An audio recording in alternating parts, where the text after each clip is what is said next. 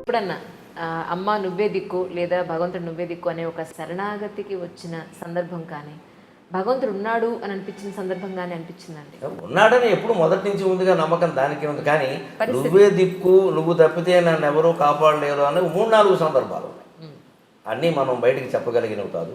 కుటుంబ పరంగా ఉండొచ్చు, బయట సామాజికంగా ఉండొచ్చు. ముఖ్యంగా ఉద్యోగపరంగా నేను ఎదుర్కొన్న ఇబ్బందులు ఎక్కువ ఉన్నాయి. ఉద్యోగాలు తరచు మారాల్సి వచ్చింది. ఇక దోషం వారిదే నాదా ఆ చర్చ ఇప్పుడు అనవసరం. ఆ మార్పులో చాలా కంగారుగా ఉంటుంది. ఎప్పుడు పాపం తను సహకరిస్తూనే వచ్చింది, కానీ నాకు కంగారు ఉంటుంది కదా. అలాగే ఏదో పౌరుషానికి పోయి సొంతంగా కాలేజీ పెట్టే 2 ఎకరాలు అటువంటిప్పుడు మరి ఎవరండి శరణం? ఎకరాలు ఎవరు కొంటారు? ఏదైనా కానీ నీ కనుపాపలు నమ్ముకున్నాను అని ఆ పద్యాలు చెప్పుకునే ఉంటాను. ఒక సందర్భంలో బాగుందమ్మా సహస్రావధానం చేసినా కూడా నాకు సరైన డబ్బు రాలి. ఎందుకంటే ఎవరిని అనవలసిన పని లేదు, వసూలైందే అంత. వాళ్ళు ఏం చేస్తారు?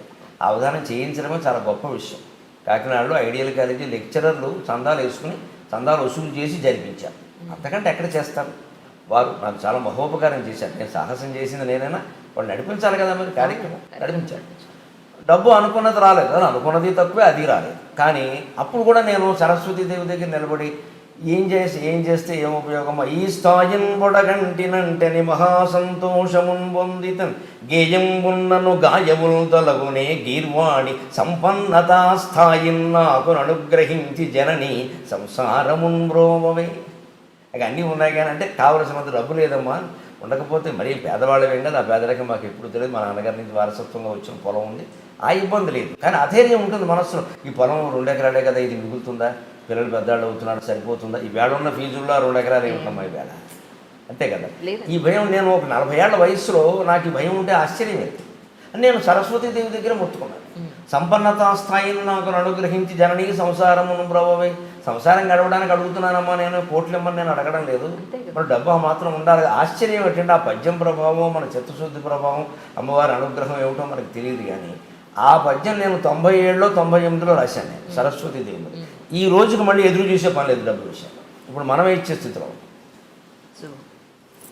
అంతే. నేను అందుకే ఆవిడ లక్ష్మీపాదం అంటాను.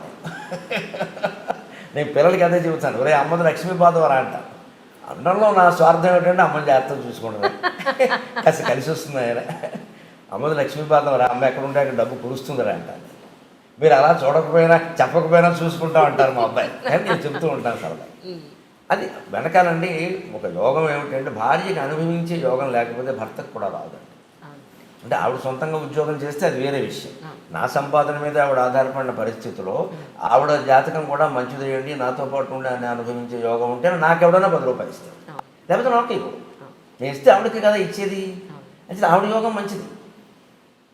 అలాగా కలిసి వచ్చింది అంతే పరిస్థితి. అలా అంటే ఎప్పటికప్పుడు ఆ దుఃఖాన్ని భగవంతుడితో చిత్తశుద్ధిగా చెప్పుకోవడం వల్ల, పైగా అంతకుమించి నాకు వద్దనడం వల్ల, నాకు కాలేజీ కోల్పోయినప్పుడు కూడా నేను 4 లక్షలు పోయాయమ్మా, 2 లక్షలు 4 లక్షలు పోయాయి. 4 లక్షలు ఎక్కువ వద్దని చెప్పాను.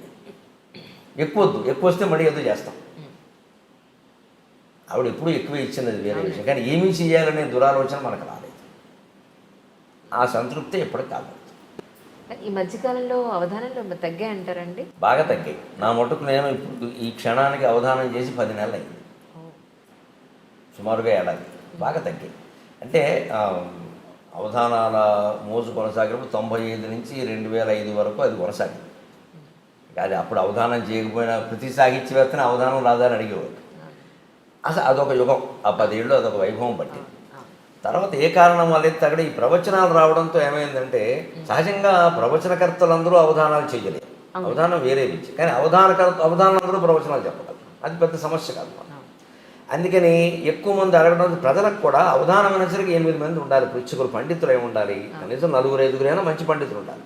ఓ 2-3 మామూలు వాళ్ళని పెట్టినా పర్వాలేదు, అది దొరకద్దు. ఇవాళ అది కూడా సమస్య. కానీ అది ప్రశ్న అడిగేయానికి అది ఏ ఛందస్సులో ఉంటుందో తెలియదు, ఏమడగాలో తెలియదు. అది నిర్వహణ కష్టం. 10 మందిని కూర్చోబెట్టాలి వేదిక మీద, 10 మందిని తీసుకురావాలి, ఖర్చులు ఇవ్వాలి, సన్మానాలు చేయాలి, రూములు బుక్ చేయాలి, ఇవన్నీ. ఎందుకంటే ప్రవచనం పెట్టేస్తే ఇచ్చేదేదో గురువు గారికి ఇచ్చేసి వైభవం చేసేస్తే వదిలిపోతుంది, మొత్తం వచ్చేస్తారు. ఇది సుఖంగా ఉంది, తేలిగ్గా ఉంది అని కొంత జనంలో కూడా ఒకటి అనిపించడం, సరే ఏదైనా ఆ వైభవం ఇప్పుడు ప్రవచనానికి పట్టింది. మనం సరే ఎందుకైనా మంచిదని ముందు జాగ్రత్తలో ఉన్నాం కాబట్టి అటు ఇటు బాగా తగ్గిన మాట నిజం. Press the bell icon for more updates. Subscribe to iDream. Subscribe to iDream.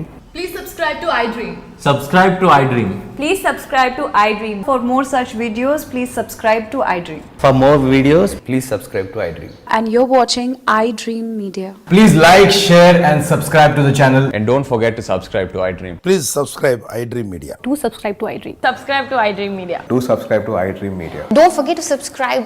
Click on the button below. Don't forget to subscribe to iDream.